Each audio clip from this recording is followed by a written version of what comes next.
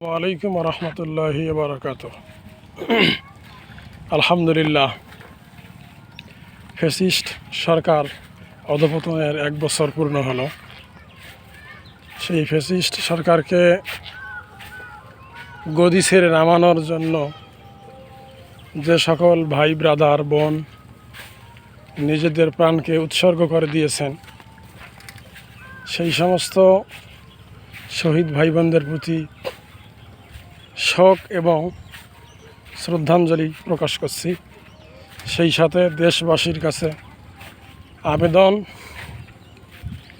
এই বর্তমান সরকার এর মাধ্যমে দেশের সমস্ত সর্বস্তরে দেশের সংস্কার কাজ সম্পূর্ণ হবে। তারপরে আমরা নির্বাচন চাই এবং দেশকে কিভাবে ন্যায়ের ভিত্তিক রাষ্ট্র গঠন করা যায়, সেই জন্য আমাদের সকলকে সচেষ্ট হতে হবে এবং সরকারকে সহযোগিতা করতে হবে। সকলের প্রতি গভীর শ্রদ্ধা।